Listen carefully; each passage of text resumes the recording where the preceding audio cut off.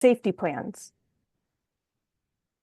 This is also going to be recorded so that you can share this and access this at another time. I will also share these presentation slides with the Land 40 group, and you're welcome to share them with the community. This Train the Trainer is to help you prepare families complete safety plans and temporary guardianship forms. A lawyer is not needed to do this. This is why we're doing a Train the Trainer for the community. And these safety plans and temporary guardianship forms can help stabilize families in the event a parent is detained or removed. The safety plan that we're about to go through, you'll see that it will contain critical info supplied by the family about medical, school information, and emergency contacts. So let's go to the safety plan. I shared the safety plan, and you can find it, and we're going to talk about how to prepare it. So first of all, before today's training, I shared it with the Land 40 group. The safety plan was shared in both English and Spanish. You can also find the safety plan on the Moran Center website. That's on the left side of the slide. And you'll see that at the top corner, at the top is a banner in green, and it says safety plan. And that's where you can click and get a copy of what you see on the right, which is a guide to how to create the safety plan. So now that you've had it, you can see that it's shared on the web page in both English and Spanish. Let's just quickly go through the safety plan, which is a guide. There's key steps to go over with the family, such as figuring out who they want as their emergency contact and who they want as a temporary guardian. It could be the same person, it could be different. In a bit, I'll talk about what a temporary guardian is, and that will help the family understand whether it should be the same or a different person. Still going through this plan, you'll see what's very important is that the emergency contact is somebody who has a phone number everyone in the family memorizes. That's in case people lose their cell phones, in case they don't have it written on them. It's very important that they try to memorize it for the emergency contact. Next is to make sure that the information on this safety plan that we'll go through is shared. So once it's put together, sharing it with both the emergency contact and the guardian is key. And also sharing it with anybody else, such as schools and neighbors or whoever else they trust. In step 5, you'll see what's important is that the documents are ready and they're in a secure, accessible place. While it would be ideal for somebody to have their documents on them, that's not always possible. Sometimes it's very challenging for youth, for small children. So having the originals in one place, copies in at least one other place, and those places known to the emergency contact is what is so key here. You'll look in step 6 that if everybody in the family can carry the key important information on them, that would be important as well. And then just making sure that the safety plan we'll look at next is distributed. Here is the safety plan that again was shared before this presentation. You can find it on the Moran Center website. It's in both English and Spanish. This is something that you can go through with the family and help them fill out as much information as they can. And then when you're done, what's so important is to make copies, to give copies, more than a few copies, to the family so they can share it with the school, so that they can share it with their temporary guardian, they can share it with their emergency contact, and also to help them take a photo of this so it's on their phone. If you can scan it and email it to them, they can also access it through their email. You can get creative in many ways that they can access this information should they not have it on them in the case of an emergency. So now that we've gone through the safety plan, let's go through the next form to help immigrant families make sure that they have a plan in place should they be detained or separated from their children. So what is a guardian? This is important for you to understand so that you can help the family decide how and who to ask to be their guardian. So guardianship, it's a legal tool, and it's a way that a parent can give parental responsibilities to another individual. They do not give up their parental rights. That does not happen in this temporary guardianship process. And just to be clear, even permanent guardianship, which is done through a court order, it's done through a petition and through some time in court, even through that, parental rights are not terminated.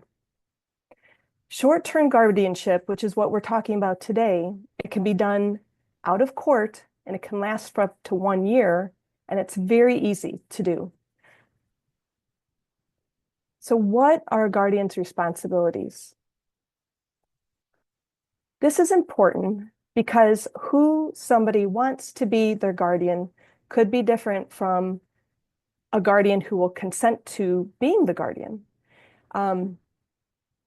This is where the guardian will be responsible for providing for the child like they were the parent, making decisions for their medical care, education, food, clothing, housing. They basically will help take care of the child. And so it's up for the family to decide who, and you can help decide by helping them know the difference between an emergency contact and who they want to be a guardian. And again, somebody might say they want their neighbor to be a guardian, but has the neighbor consented? Does the neighbor know? So now let's talk about the requirements for a guardian. The requirements for a guardian is that they're over 18 years old, that they reside in the United States. They don't have to have legal status, but we suggest it so that there's not a domino effect with safety planning. That they have mental capacity and no felony convictions or convictions for crimes that involve sexual abuse. Now, those last two, we note that because if somebody who has temporary guardianship needs to apply for permanent guardianship, that is a requirement to get permanent guardianship. And so we just point that out in case that is necessary. Now, I understand that their time is of the essence. Families may not be able to determine if somebody has a felony conviction, and that's fine. For temporary guardianship, still have them complete the form, move forward. It's just something to note in case of it being necessary for permanent guardianship by court order. So what is temporary guardianship? Well, this is an Illinois-specific law.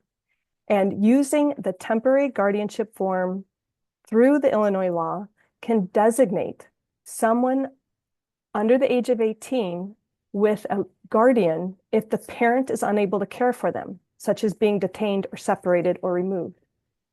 It's easy to fill out. Signatures are only needed from one parent, 2 witnesses, and the designated guardian. And once that form is filled out, it should be provided by the family to the children's school. It should be given to the designated guardian, and then it should be secured with the other important documents that the family has. Now, short-term guardianship, a lot of advantages to it. No court or lawyer is needed. It can last for up to a year. It can go into effect once there's a specific event. So if it's signed tomorrow, and you'll see in a moment what effective date to put in, which will be triggered by detention or separation. That will then become the effective date, and that guardianship form is good for a whole year after that triggering date. The guardianship form can be terminated at any time by the parent. It doesn't have to be written. It can be oral. It's very easy for them to terminate it. So it's easy and flexible. And here's a common misperception. It does not need to be notarized. It only needs to be signed by 2 witnesses. One of the witnesses, well, both witnesses cannot be the guardian. So it can be any other witness, so long as they're over age 18. A few quick cons to go over. Some public agencies don't recognize it, but they should. It does have to be renewed 1 year after the effective date. And if the other parent doesn't consent, then they can revoke it. Because remember, it can be revoked at any time. So now I'm going to go through the form that I shared in advance, and you can find it on the website. And this is just a step-by-step guide with close-ups of the parts of the form to fill in and where I've received common questions about how to fill it out to help families. So on page 1, you'll see that you'll need to fill in the name of the parent, the address of the parent, and the full legal name of the minor child. Be sure to make a separate guardianship form for each child. So if there's 3 children, you'll need to have 3 separate guardianship forms, 1 for each child. Secondly, you'll need to put in the name of the person who's being appointed as guardian and their address. It's always better to put in more information that's needed, such as their email and their phone number, but that's not required. It's only the address. Next, on page 2 is the effective date. For purposes of safety planning for immigrant families, the recommendation is to check mark box, the very last one, other, and to write in on the date I am detained by immigration. That becomes the triggering date. Hopefully this doesn't happen. Otherwise, the date will be when detained by immigration, which could be a date other than when this is signed. Then this form is effective for 365 days. Still on page 2 at the bottom, you'll see that, is the termination date. The advice is to check mark box the top on the date that the family states in writing that they're willing and able to carry out child care decisions, but not more than 365 days. So that is a recommendation so that it lasts for a full 365 days, and it's up to the parent. And then on page 3, it needs to be signed by one parent. It does not have to be signed by both, but you'll see there's another page coming up that the second parent can sign. Here on page 3, same page, you'll have to have 2 witnesses sign. They need to be adult, meaning over age 18. And they must not be the people named in the guardianship form, such as the guardian or either parent. Just remember, this doesn't need to be notarized. And then it needs to be accepted by the guardian. This doesn't have to be on the same date as when the parent or parents sign it. Instead, they can fill it out, have 2 witnesses sign it as well, and then they can take it to the guardian and have the guardian sign it. The guardian's signature does not need witnesses, and it does not need to be notarized. Then you'll see on page 8, this is where, if it wasn't done so on the other page, the other parent can sign. This is not necessary. Only one parent needs to sign. But you'll see a disclaimer here that if the other parent doesn't consent, it's not possible to use this form. So lastly, I just want to go through some final reminders.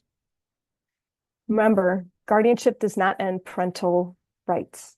It's just a way for temporary guardianship, temporary parenting to be given to another trusted adult. The form must be completed in English. We shared the temporary guardianship form in both English and Spanish. The Spanish version is for reference only, but for it to be binding, it needs to be filled out and signed by witnesses in the English format.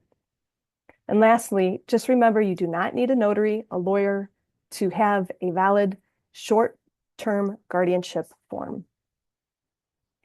Thank you so much for joining us. Many thanks to our friends at CVLS for helping us use some of the information for our presentation. At this time, I will invite folks to put questions in the chat. We are also going to put the information of the slide presentation in the chat, and I'll share it with the Land 40 group by email after this as well. While I give a moment for some questions to come to the chat, I just want to take a moment to thank both Maura Burke and Molly Finucane from the Moran Center for helping me with tech support, and also point out that there are two other attorneys at the Moran Center's civil legal team that I work with, Kevin Grigsby and Maura Burke. Our contact information is here, and you are welcome to reach out to us.